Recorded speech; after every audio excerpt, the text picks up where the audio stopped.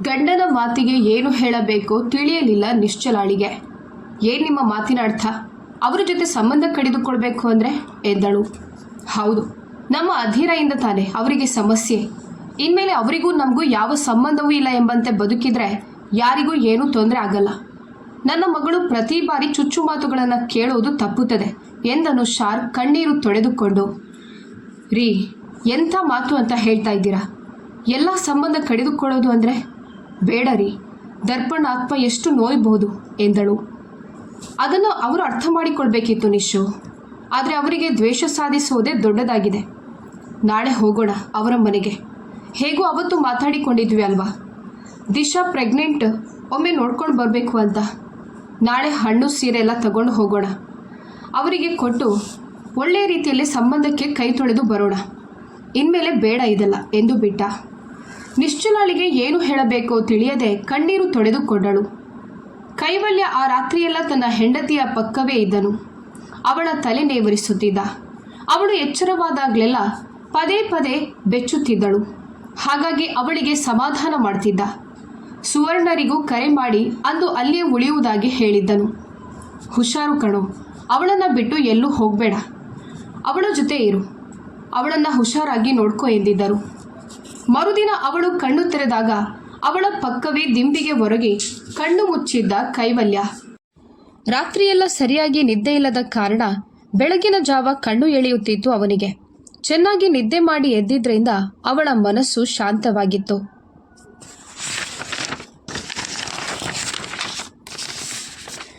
ಮೆಲ್ಲಗೆ ಅವನ ಕೆನ್ನೆಯನ್ನ ಸವರಿದಳು ಅಧೀರ. ಅವನಿಗೆ ತಕ್ಷಣ ಎಚ್ಚರವಾಗಿತ್ತು. ಅದು ಎನ್ನುತ್ತಾ ಕಣ್ಣು ತೆರೆದು, ಏನು ಬೇಕು, ನೀರು ಕುಡಿತ್ಯಾ ಎಂದನು. ಇಲ್ಲ, ಏನೂ ಬೇಡ ಎನ್ನುತ್ತಾ ಅವನ ಎದೆಯೊಳಗೆ ಹುದುಗಿದ್ದಳು ಹುಡುಗಿ. ನೆಮ್ಮದಿ ಸಿಕ್ಕಂತಾಯಿತು ಅವನ ಎದೆಗೂಡಲ್ಲಿ. ಅವನು ಸಹ ಅವಳನ್ನು ಬಳಸುತ್ತಾ, ಈಗ ಹೇಗಿದ್ಯಾ ಎಂದನು. ಪರವಾಗಿಲ್ಲ ಎಂದಳು. ಕೆಲ ನಿಮಿಷ ಅವಳನ್ನು ಹಾಗೆಯೇ ತಬ್ಬಿ ಅವಳ ತಲೆ ನೇವರಿಸಿದ್ದ. ಇಬ್ಬರ ನಡುವೆಯೂ ಮೌನ. ನಂತರ ನೆನ್ನೆ ನನಗೆ ಎಷ್ಟು ಟೆನ್ಷನ್ ಆಗಿತ್ತು ಗೊತ್ತಾ? ಯಾರಾದರೂ ಹೇಳದೆ ಕೇಳದೆ ಹೋಗ್ತಾರಾ? ನಿನಗೋಸ್ಕರ ಎಲ್ಲೆಲ್ಲಿ ಹುಡುಕಿದ್ದೇನೆ ಗೊತ್ತಾ?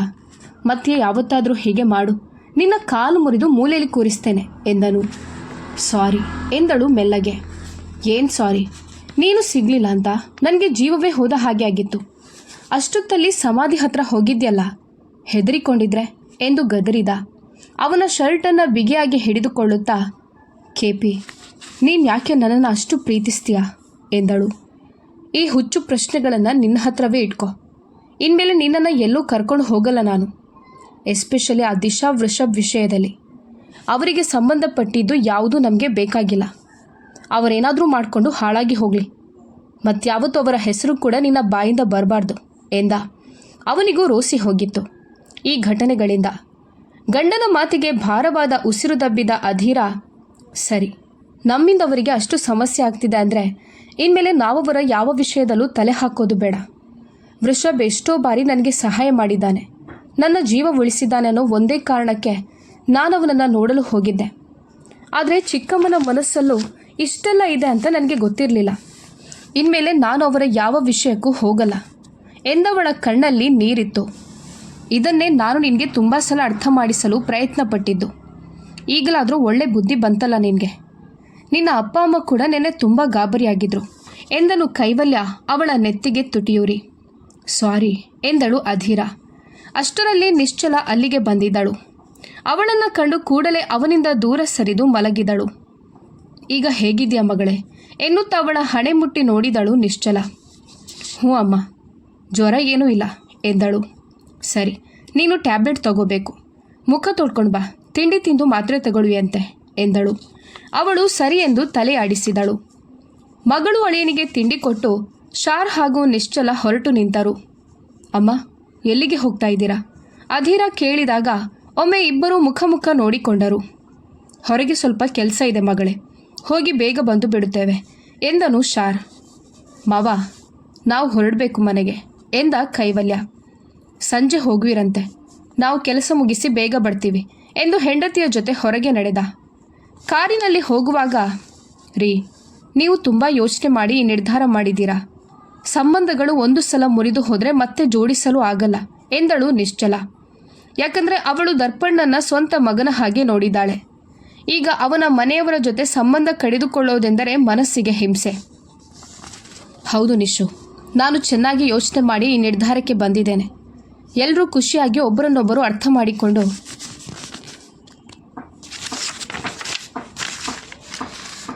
ಬದುಕಿದ್ರೆ ಮಾತ್ರ ಆ ಸಂಬಂಧಕ್ಕೆ ಬೆಲೆ. ನಾವು ಒಟ್ಟಿಗೂ ಇಲ್ಲ.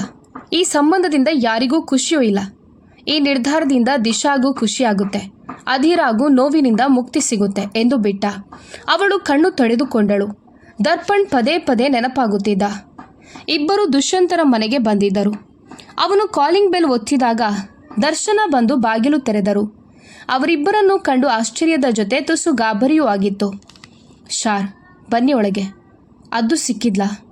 ನಿನ್ನೆವರು ಅಷ್ಟು ಸಲ ಕಾಲ್ ಮಾಡಿದ್ರು, ನೀನು ರಿಸೀವ್ ಮಾಡಲೇ ಇಲ್ವಂತೆ ಎಂದರು.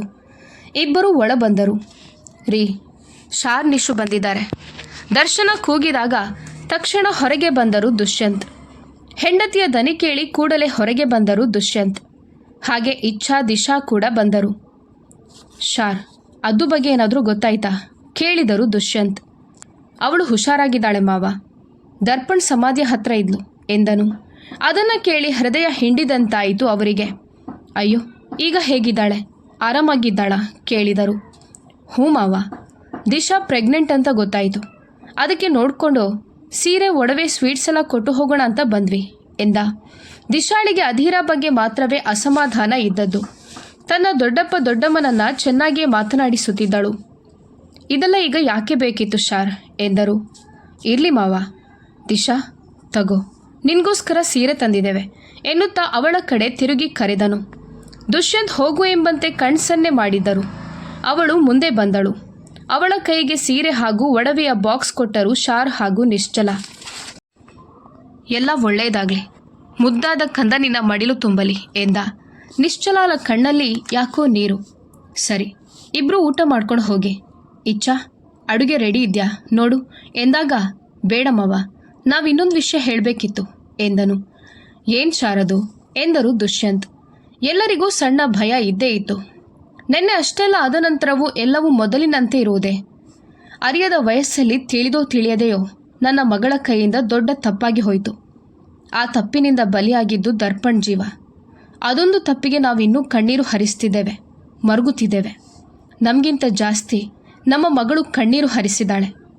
ದರ್ಪಣ್ ಸಾಯುವ ಸಮಯದಲ್ಲಿ ನನ್ನ ಮಗಳನ್ನು ಖುಷಿಯಾಗಿ ನೋಡ್ಕೋ ಅಂತ ಮಾತು ತಗೊಂಡಿದ್ದ. ಆ ಕಾರಣಕ್ಕೆ ದಿಶಾ ಮನಸ್ಸಿಗೆ ಯಾವತ್ತೂ ನೋವಾಗಬಾರ್ದು ಅಂತಲೇ ಬಯಸ್ತಿದ್ವಿ. ನನ್ನ ಮಗಳಿಗಿಂತ ಜಾಸ್ತಿಯೇ ಕೇರ್ ಮಾಡ್ತಿದ್ವಿ.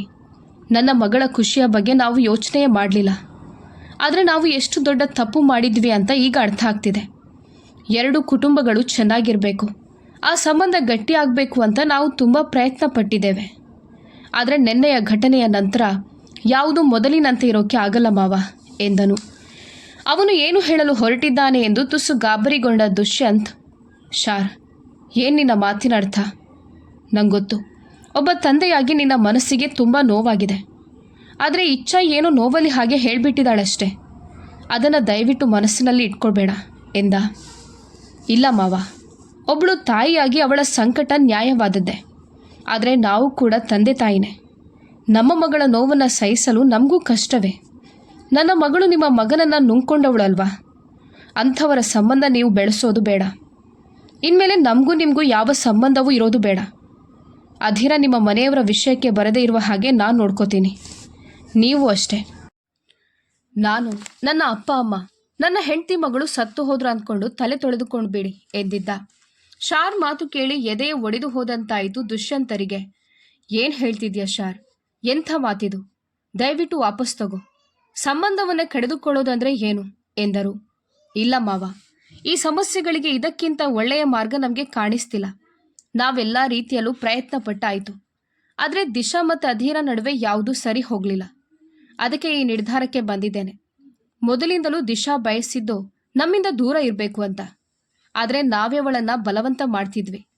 ಅಧೀರ ಜೊತೆ ಚೆನ್ನಾಗಿರುವಂತ ಒತ್ತಾಯ ಮಾಡ್ತಾ ಇದ್ವಿ. ಬಹುಶಃ ಅವಳ ಕೋಪಕ್ಕೆ ಅದೇ ದೊಡ್ಡ ಕಾರಣ ಆಯಿತು ಏನೋ. ಇನ್ನು ಮುಂದೆ ಇದೆಲ್ಲ ಮುಂದುವರೆಯೋದು ಬೇಡ ಮಾವ. ಇದರಿಂದ ನಮ್ಮಿಬ್ಬರ ಮಕ್ಕಳಿಗೂ ನೋವು. ದಯವಿಟ್ಟು ನಮ್ಮ ಸಂಬಂಧ ಇಲ್ಲೇ ಮುಗಿದು ಹೋಗಲಿ ಎಂದು ಬಿಟ್ಟ. ಇಚ್ಛಾಳಿಗೆ ಆಘಾತವಾಯಿತು. ದಯವಿಟ್ಟು ಹಾಗೆಲ್ಲ ಹೇಳಬೇಡಿ. ನನ್ನಿಂದ ತಪ್ಪಾಗೋಯ್ತು. ನಾನು ಹಾಗೆ ಮಾತಾಡಬಾರ್ದಿತ್ತು. ಬೇಕಿದ್ರೆ ನಿಮ್ಮ ಕೈ ಮುಗಿದು ಕ್ಷಮೆ ಕೇಳ್ತೀನಿ. ಹೀಗೆಲ್ಲ ಹೇಳಬೇಡಿ ಎಂದು ಬೇಡಿಕೊಂಡಳು. ಇಲ್ಲ ಇಚ್ಛಾ, ನಿನ್ನ ತಪ್ಪೇನೂ ಇಲ್ಲ ಇಲ್ಲಿ. ನಿನ್ನ ನೋವನ್ನು ನೀನು ಹೊರಗೆ ಹಾಕಿದ್ದೀಯ ಅಷ್ಟೆ. ಆದರೆ ಆ ಕೋಪ, ನೋವು ಯಾವಾಗ ಯಾವ ರೂಪದಲ್ಲಿ ಬರುತ್ತೋ ಹೇಳೋಕ್ಕಾಗಲ್ಲ. ಅದೆಲ್ಲವೂ ಸಹಜವೇ. ಆದರೆ ಎದುರಲ್ಲಿ ಯಾರೂ ಇಲ್ಲ ಅಂದಾಗ ಕೋಪ ತೋರೋದಕ್ಕೆ ಕಾರಣವೇ ಇರೋದಿಲ್ಲ ಅಲ್ವಾ ಇಚ್ಛಾ? ನಾನು ಮಾಡ್ತಾ ಇರೋದು ಅದನ್ನೇ. ಇನ್ಮುಂದೆ ನಿಮ್ಮ ಕಣ್ಣ ಮುಂದೆ ನಾವಿರಲ್ಲ. ನಿಮ್ಮಿಂದ, ನಿಮ್ಮ ಯೋಚನೆಗಳಿಂದ ದೂರವೇ ಉಳಿಯಲು ಇಷ್ಟಪಡುತ್ತೇವೆ. ಅದರಿಂದ ದಿಶಾ, ಅಧೀರ ಇಬ್ಬರಿಗೂ ಒಳ್ಳೆಯದು ಎಂದ. ದರ್ಶನಾಳಿಗಂತೂ ಆ ಮಾತು ಕೇಳಿ ಉಸಿರು ನಿಂತಂತಾಯಿತು. ಹೇ ಶಾರ್, ಏನೋ ಮಾತಾಡ್ತಾ ಇದೆಯಾ? ನೀನು ದರು ಹೇಗಿದ್ರಿ ಅಂತ ಮರೆತು ಹೋಯ್ತಾ? ಅಷ್ಟು ಸುಲಭವಾಗಿ ಈ ಸಂಬಂಧವನ್ನು ಕಡಿದುಕೊಳ್ಬೇಕು ಅಂತಿದ್ಯಾ?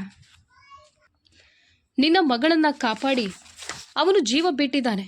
ಅದರಲ್ಲೇ ಅರ್ಥ ಮಾಡ್ಕೊ ಅವನಿಗೆ ನಿಮ್ಮ ಮೇಲೆ ಎಷ್ಟು ಪ್ರೀತಿ ಇತ್ತು ಅಂತ. ಆ ಪ್ರೀತಿಗೆ ನೀನು ಅವಮಾನ ಮಾಡ್ತಿದ್ಯಾ ಶಾರ್ ಎಂದರು. ಇಲ್ಲ ಅತ್ತೆ, ಆ ಪ್ರೀತಿಯನ್ನು ನಾವು ಕಾಪಾಡಿಕೊಳ್ಳುವ ಪ್ರಯತ್ನ ಪಟ್ವಿ. ಆದರೆ ಆ ಪ್ರಯತ್ನ ಒಂದೇ ಕಡೆಯಿಂದ ಆದಾಗ ಅದು ಫಲ ಕೊಡೋದಿಲ್ಲ, ಇನ್ನಷ್ಟು ನೋವು ಕೊಡುತ್ತೆ. ಈಗಾಗಲೇ ನನ್ನ ಮಗಳು ಸತ್ತು ಬದುಕಿದ್ದಾಳೆ. ಪದೇ ಪದೇ ಅದೇ ನೋವು ಅನುಭವಿಸುವ ಶಕ್ತಿ ಅವಳಿಗಿಲ್ಲ. ದಯವಿಟ್ಟು ನಮ್ಮನ್ನು ಕ್ಷಮಿಸಿಬಿಡಿ. ಬಾನಿಶ್ಚಲ ಹೋಗೋಣ ಎಂದು ಹೆಂಡತಿಯ ಕೈ ಹಿಡಿದು ಅಲ್ಲಿಂದ ಕರೆದೊಯ್ದ. ಅವಳು ಕಣ್ಣು ತುಂಬಿಕೊಂಡು ತಿರುತಿರುಗಿ ಅವರನ್ನೇ ನೋಡುತ್ತಿದ್ದಳು. ದಿಶಾ ಕಲ್ಲಿನಂತೆ ನಿಂತು ಬಿಟ್ಟಿದ್ದಳು. ಅವಳ ಮನಸ್ಸು ಬ್ಲ್ಯಾಂಕ್ ಆಗಿ ಬಿಟ್ಟಿತು. ಕೆಲ ಕ್ಷಣಗಳು ದುಷ್ಯಂತ ಆಘಾತವನ್ನು ತಾಳಲಾರದೆ ಸೋಫಾದ ಮೇಲೆ ಕುಸಿದರು. ಅವರ ಕೈಗಳು ನಡುಗುತ್ತಿದ್ದವು. ರೀ ರೀ ಏನಾಯಿತು ಎಂದು ಕೂಗಿದರು ದರ್ಶನ. ಇಚ್ಛಾ ಕೂಡಲೇ ನೀರು ತಂದು ಕುಡಿಸಿದಳು. ಅವನು ಏನು ಹೇಳು ಹೋಗಿದ್ದು? ಸಂಬಂಧವನ್ನು ಮುರಿದುಕೊಳ್ಳೋಣ ಅಂತಾನ? ಅಷ್ಟು ಸುಲಭನ ದರ್ಶು? ಇಲ್ಲಿಗೆ ಎಲ್ಲ ಮುಗಿದು ಹೋಯ್ತಾ ಎಂದು ಕಣ್ಣೀರಾದರು. ಆಘಾತದಿಂದ ಕುಸಿದು ಕುಳಿತು ಬಿಟ್ಟಿದ್ದರು ದುಷ್ಯಂತ್. ಒಂದೇ ತಾಯಿಯ ಹೊಟ್ಟೆಯಲ್ಲಿ ಹುಟ್ಟಿದ ಮಕ್ಕಳಂತೆ ಇದ್ದವರು ಶಾರ್ ಹಾಗೂ ದರ್ಪಣ್. ಆದರೆ ಈಗ ಎಂಥ ಪರಿಸ್ಥಿತಿ ಬಂತಲ್ಲ ಎಂದು ತುಂಬ ನೊಂದುಕೊಂಡರು. ದಿಶಾ ಅಲ್ಲಿ ನಿಲ್ಲಲಾಗದೆ ರೂಮಿಗೆ ಹೋಗಿ ಬಾಗಿಲು ಹಾಕಿಕೊಂಡಳು. ಅವಳ ಕಣ್ಣಲ್ಲಿ ನೀರಿತ್ತು. ಒಡಲಿನ ತುಂಬ ಸಂಕಟ. ಎಲ್ಲರ ಕಣ್ಣಲ್ಲೂ ನಾನೇ ಕೆಟ್ಟವಳಾಗಿ ಕಾಣಿಸ್ತಿದ್ದೇನೋ ಎಂಬ ಭಾಸ ಅವಳಿಗೆ. ಮಂಚದ ಮೇಲೆ ಸುಮ್ಮನೆ ಕುಳಿತು ಬಿಟ್ಟಳು. ನನ್ನ ಜೀವನದಲ್ಲೇ ಯಾಕೆ ಹೀಗಾಗ್ತಿದೆ? ಯಾರ ಸಹವಾಸವೂ ಬೇಡ, ನನ್ನ ಗಂಡನ ಜೊತೆ ಖುಷಿಯಾಗಿರಬೇಕು ಅಂತ ಬಯಸಿದ್ದವಳು ನಾನು. ಆದರೆ ಹೀಗೆಲ್ಲ ಯಾಕೆ ಆಗ್ತಿದೆ ಎಂದು ಕಣ್ಣೀರಾದಳು. ರೀ, ಸಮಾಧಾನ ಮಾಡ್ಕೊಳ್ಳಿ.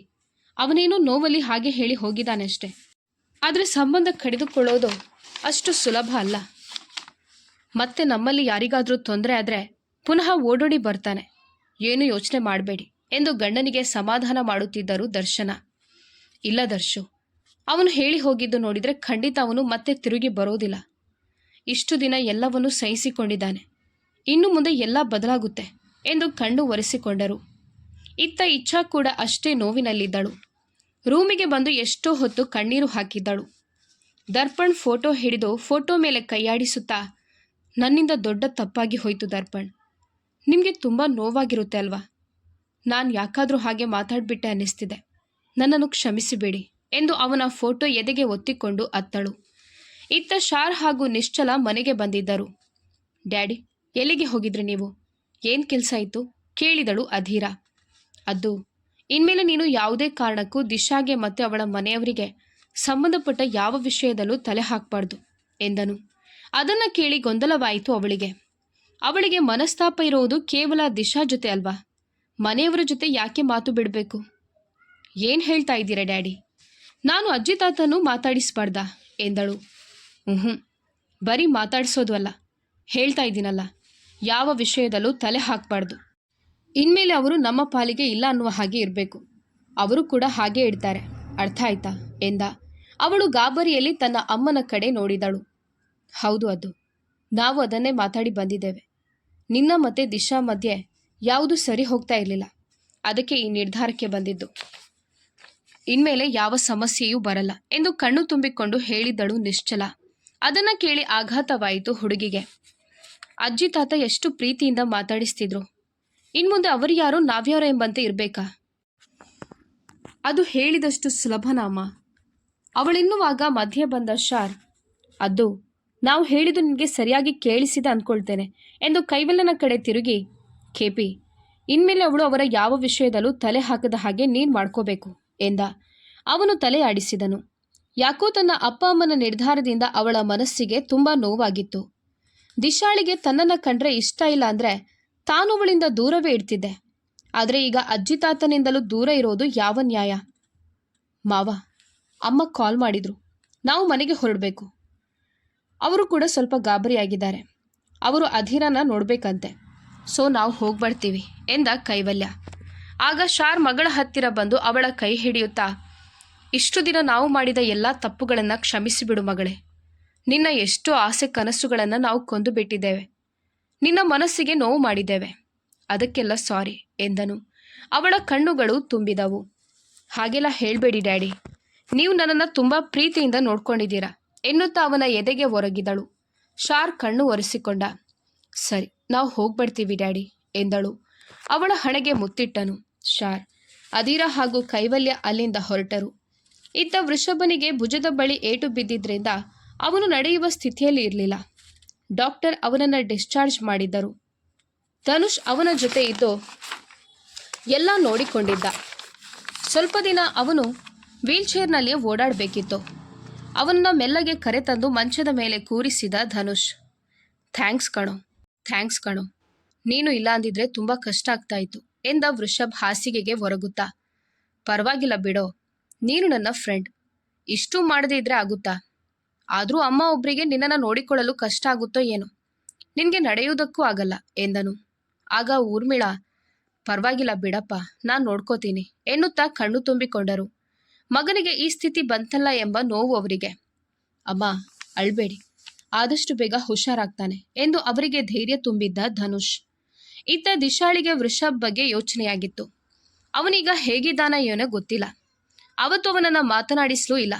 ಅವನಿಗೆ ಕರೆ ಮಾಡೋದು ಬೇಡವೋ ಅದು ತಿಳಿಯುತ್ತಿಲ್ಲ. ಕೊನೆಗೆ ತುಂಬ ಯೋಚನೆ ಮಾಡಿ ಧನುಷ್ಗೆ ಕರೆ ಮಾಡಿದ್ದಳು ದಿಶಾ. ಅವಳಿಂದ ಕಾಲ್ ಬರುತ್ತಿರುವುದನ್ನು ಕಂಡು ತುಸು ಕಸಿವಿಸಿಗೊಂಡ ಧನುಷ್ ಕಾಲ್ ರಿಸೀವ್ ಮಾಡಿ ಹಲೋ ಎಂದ. ಹಲೋ, ಅದು ನಾನು ದಿಶಾ ಮಾತಾಡ್ತಾ ಇರೋದು ಎಂದಳು. ಗೊತ್ತಾಯಿತು ಹೇಳಿ ಎಂದನು.